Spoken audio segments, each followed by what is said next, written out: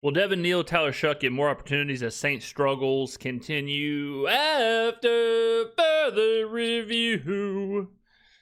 All right, here we go. Yeah, I mean, Devon Neal certainly. There, unless Cam Akers or CEH is going to roll on back, we don't have anybody else in the room. So yeah, it's going to be Devon Neal.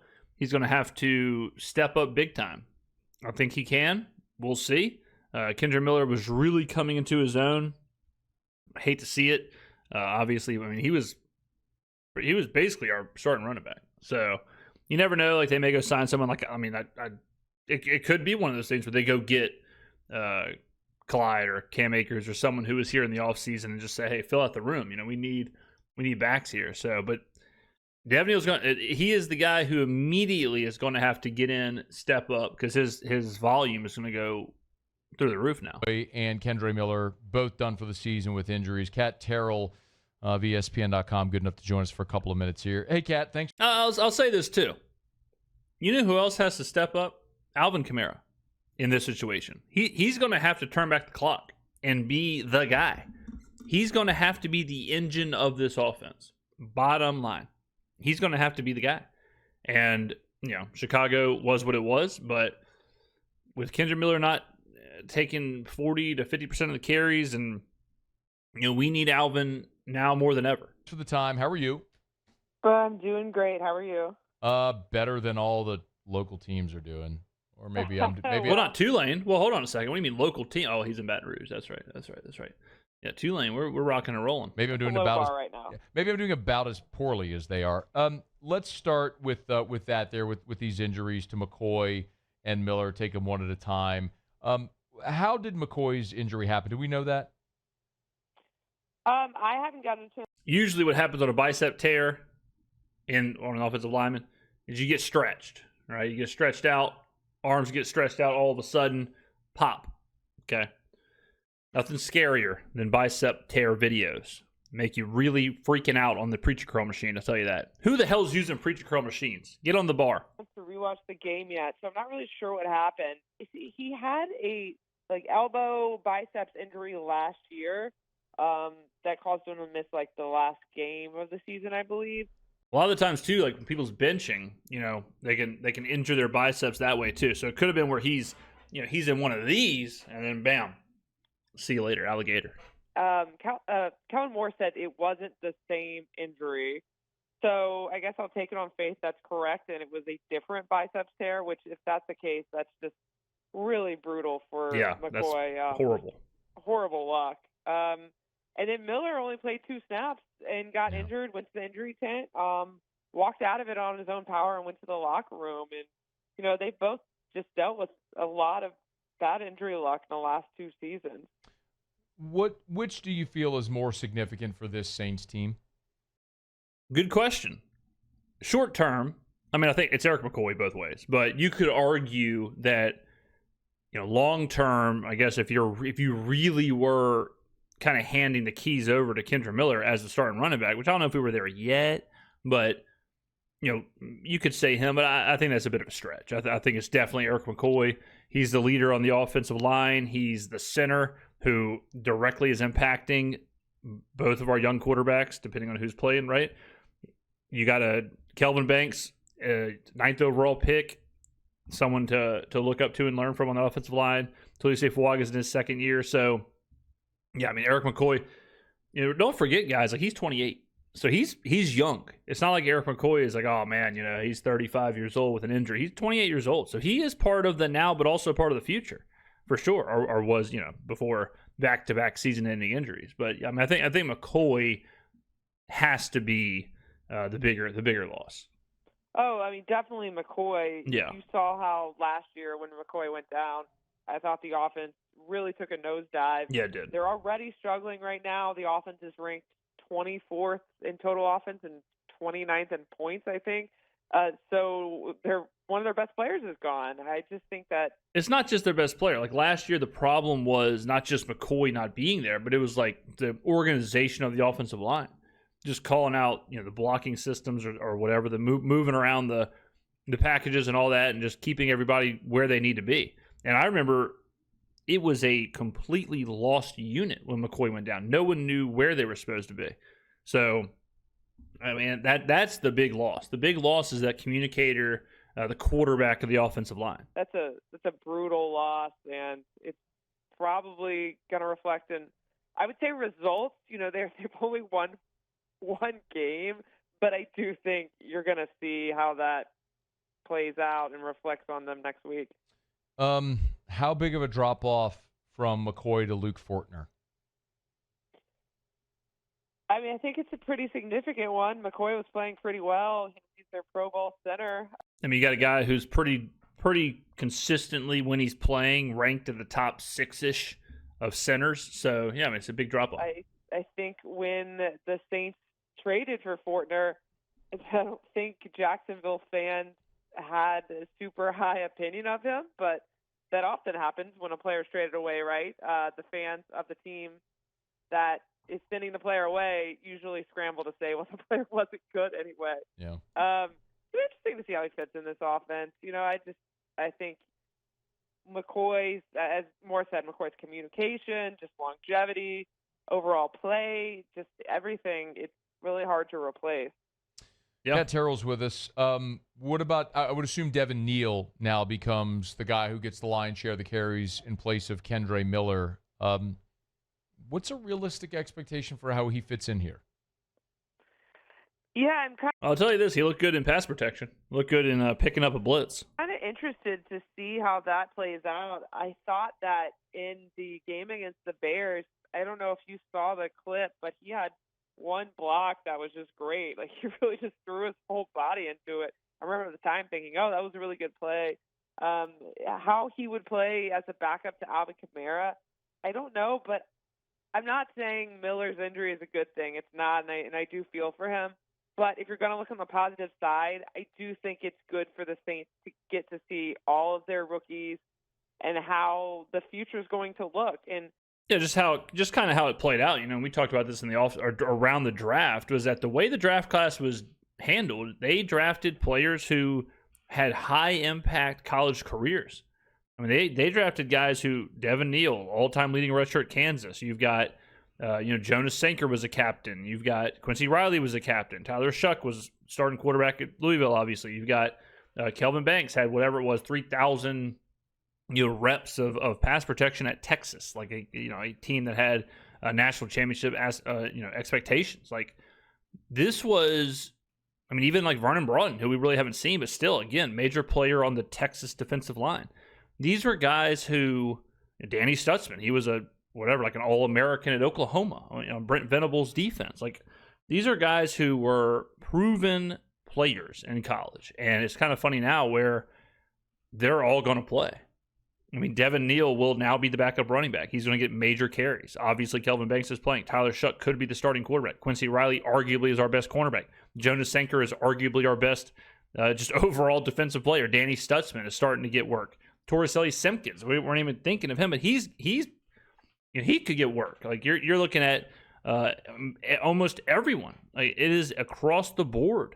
You've got this entire draft class is going to have to get in here and get involved, and that circumstances are what they are. But it does remind you.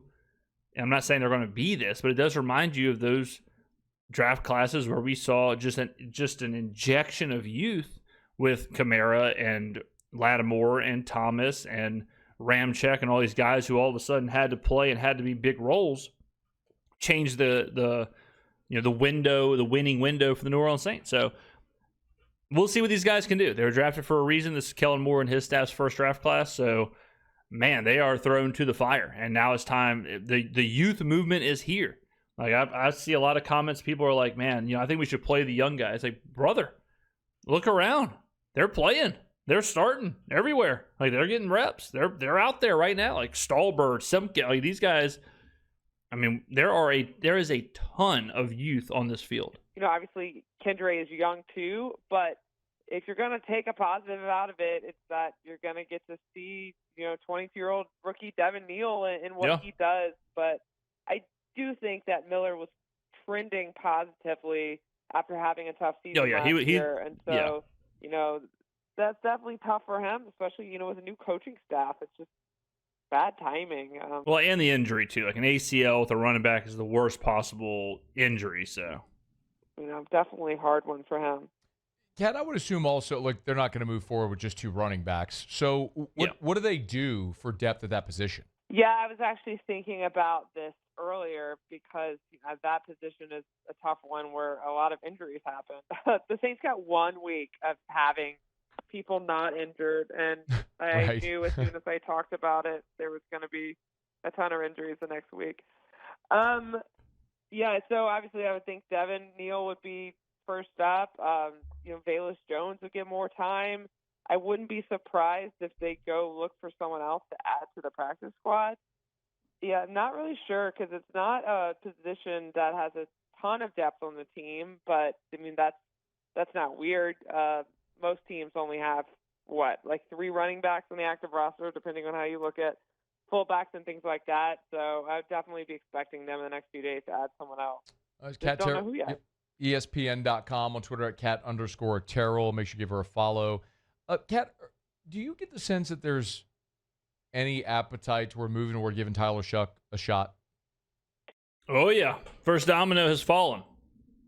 The dominoes are bad games for Spencer Rattler. The more bad games you get, the more dominoes fall. The closer we get to Tyler Shough getting in there and seeing what he's got. Seeing what he's got. I don't think it's going to be this game. I don't think it's going to be next week unless there's an implosion against the Bucs. But yeah, Rattler bought himself some time with the first 6 games. So I'm going to say this every chance I get, but I think it'll be the Atlanta game after the bye week. It makes the most sense to me if they make the move. If Spencer Rattler rattles off, no pun intended, a bunch of really good games and the Saints go on a winning streak, then yeah, that changes things. But if things stay the same, especially with a 1-win team, if we were around 500, it'll be a different story. But if you're 1-7 or 1-8 or 1-9 or 2-8 or whatever, then see what you got, explore, unless Rattler does something to make it to where you can't risk benching him or you can't risk the development or whatever. But yeah, it's definitely, I would say, trending towards Tyler Shough time. Well, I don't think Moore closed that door today, and I thought it was interesting.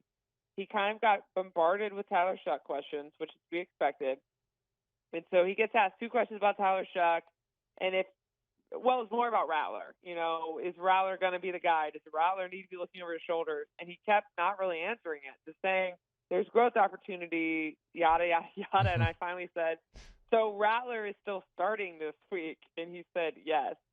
But then there was a couple of good follow-ups about, okay, at what point in this season do you think you would need to see Tyler Shough? And Moore, I don't know if he didn't know the can of worms he was opening or he was just being honest. He said it's a week-to-week thing.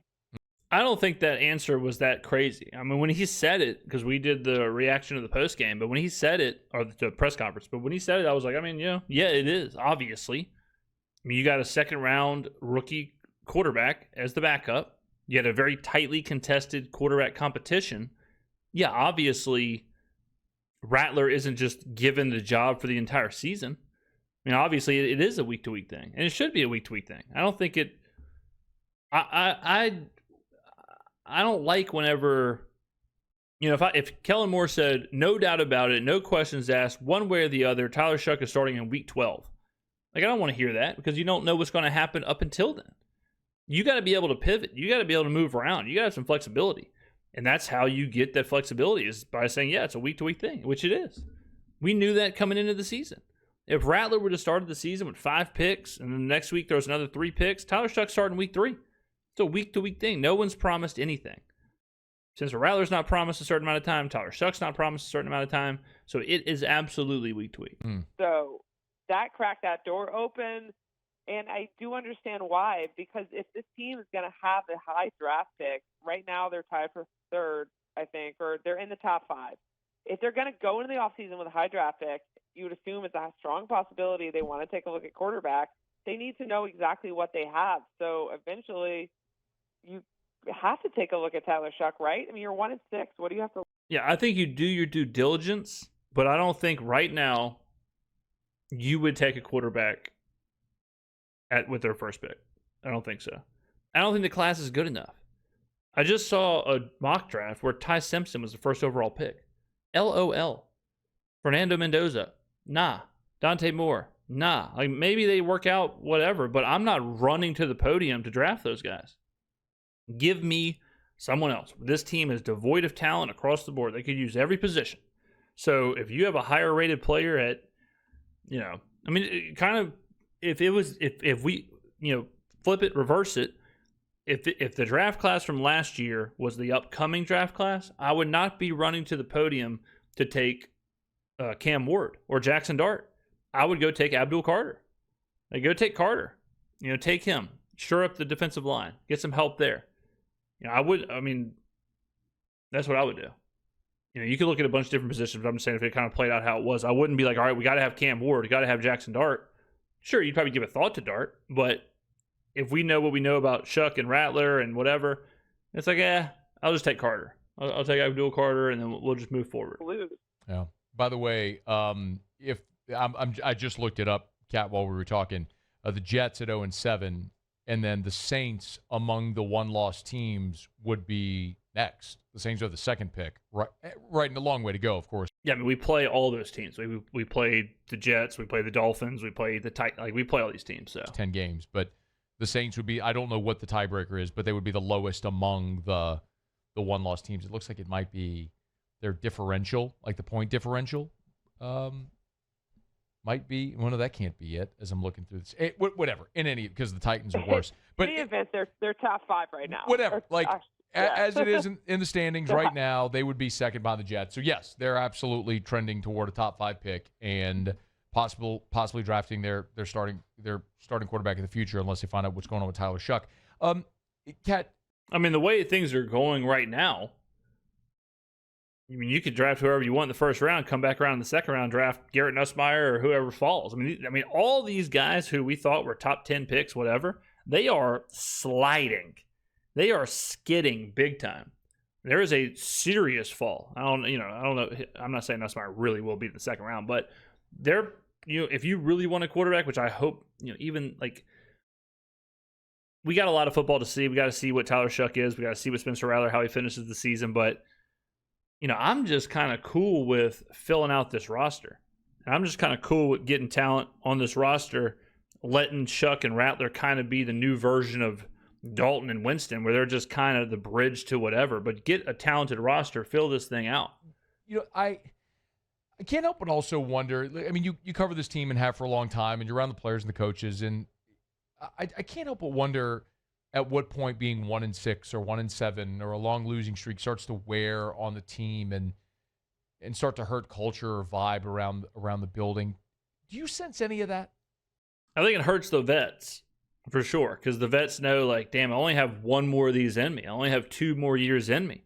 I can't just waste these years. I think the younger players, they don't know any better. They're just playing, right? They're just playing. They're growing. They're developing. They're worried about their roster spot. They're worried about getting situated. They're not worried about losing streaks or any of that stuff. But for the Cam Jordans and the Alvin Kamaras and the DeMario Davises and players like that, it probably does wear on you for sure, because you're thinking, man, like, this is how I'm going to go out. Like, this is what, it's a bear to get ready for camp, get ready for practice, get ready for all that stuff, to do it again in some of their situations for the 11th, 12th, 13th time. Like, and then to see this, and especially after last year and after the last couple of years, it has to be, it cannot be fun. Not yet. And maybe in their minds, they knew it was going to be a tough year. I mean, the thing is, teams will never admit that, but I think the guys that have been around a long time know, and it doesn't mean they like losing, but it means that they probably kind of know the score. And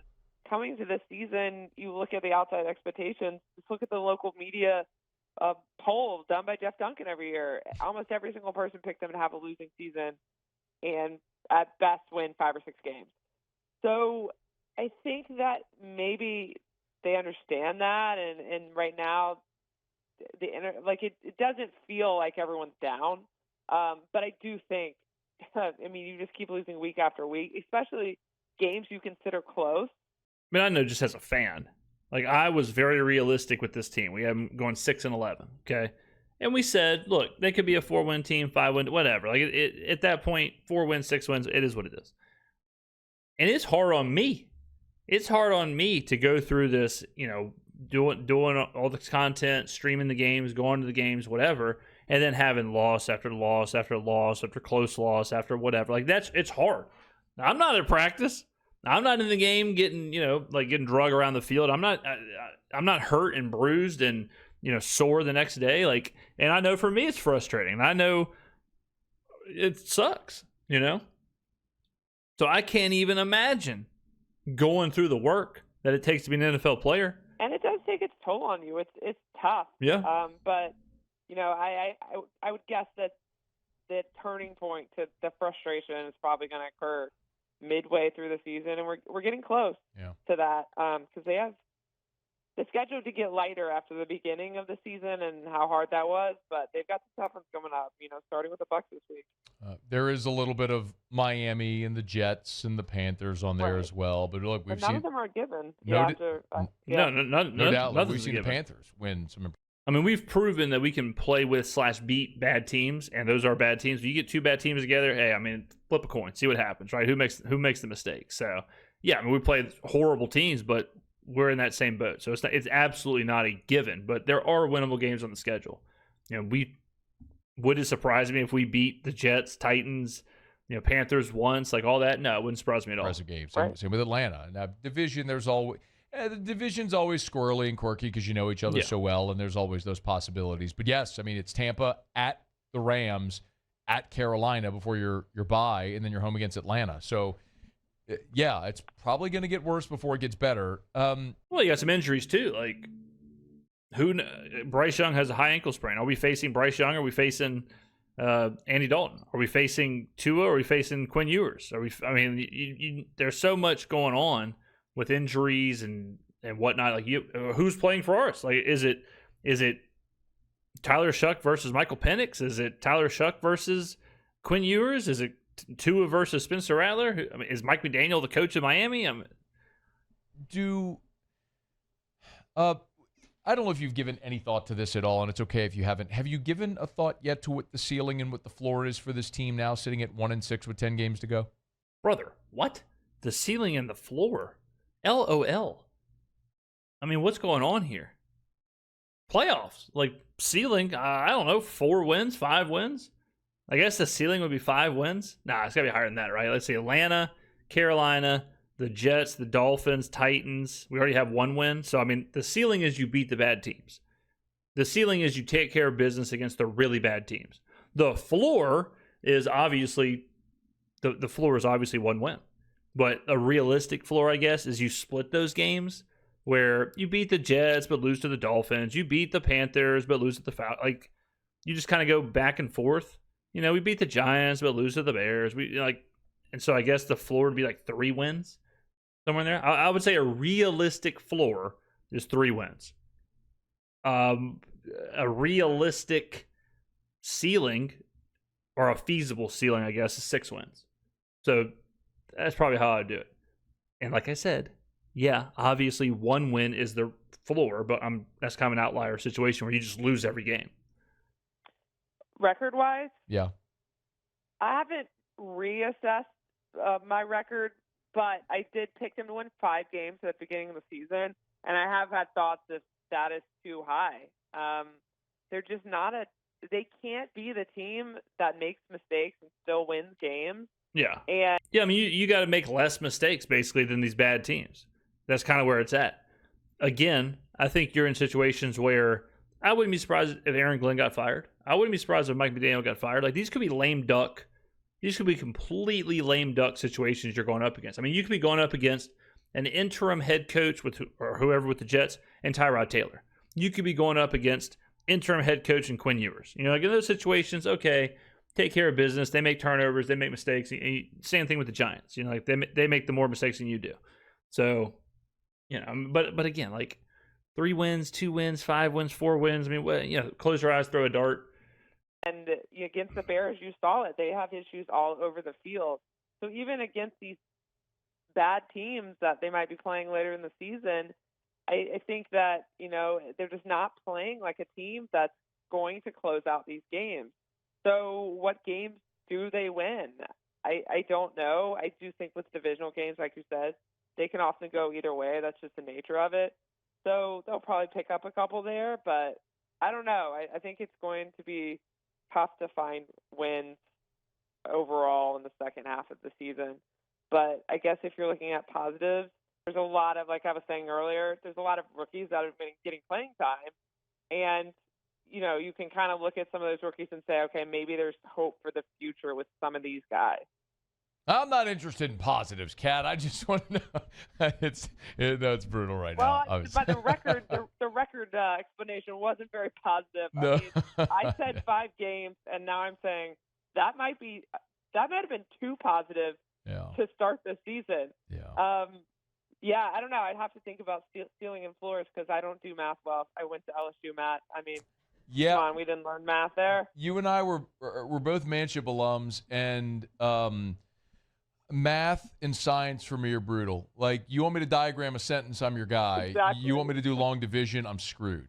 So, exactly. But by the way, calculator. Of the 3, I would say, most winnable games remaining, Miami, the Jets, and the Titans, 2 of those 3 are on the road. And the Saints.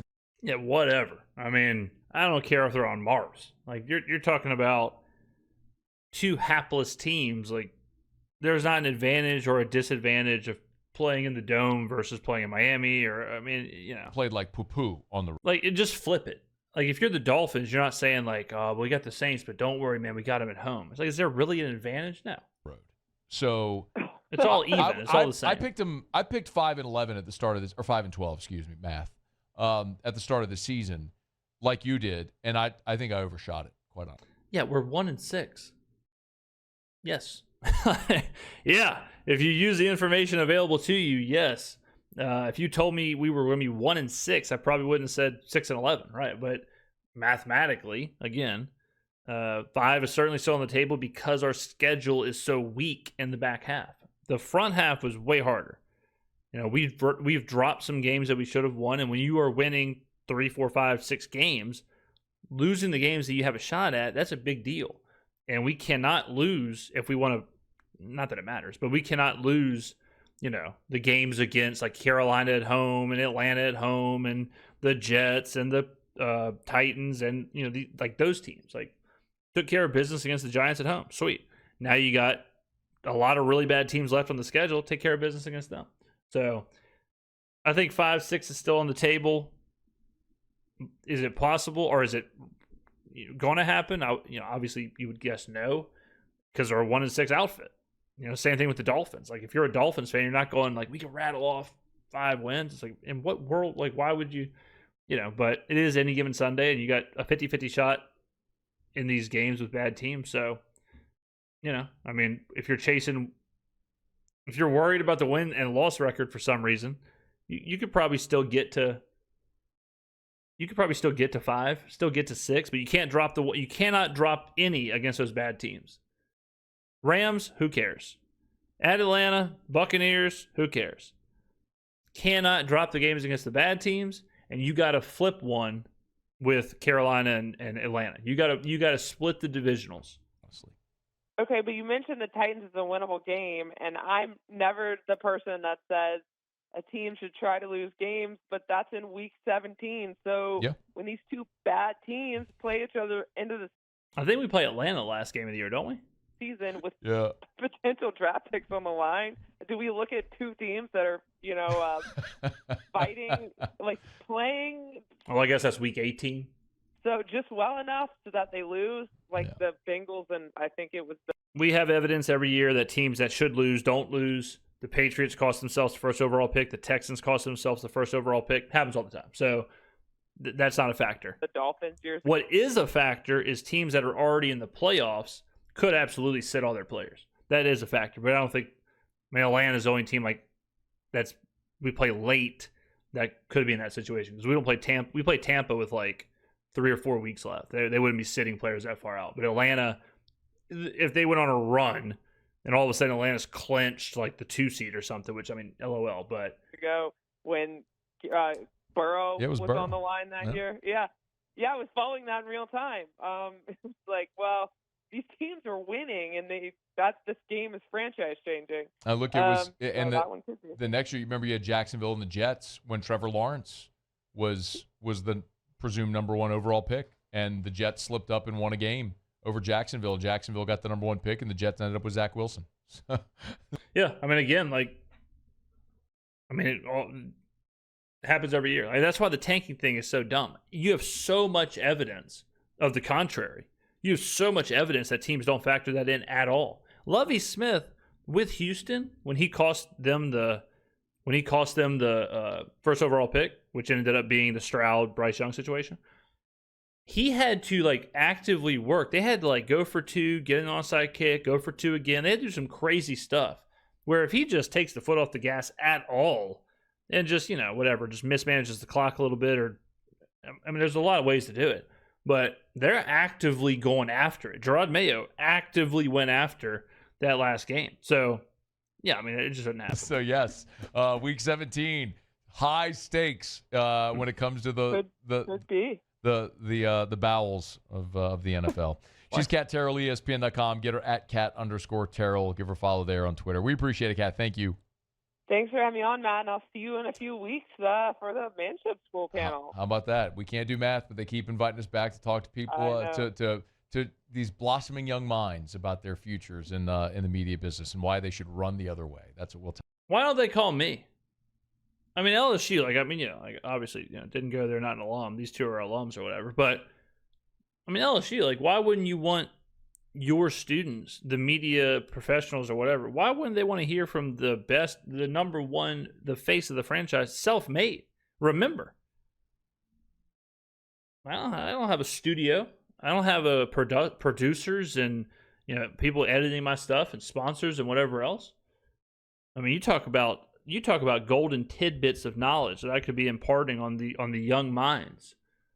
Absolutely shocking that these universities or whatever haven't asked me to come give talks to the youth, tell them what to do. I steer them in the right direction. So many golden tidbits. All right, ladies and gentlemen. Tell them. Exactly. I would never tell them that. I don't either. Thanks, Kat. We'll see you. All right, Kat. See you later. Get on down in them comments below. I'll see you in the next video.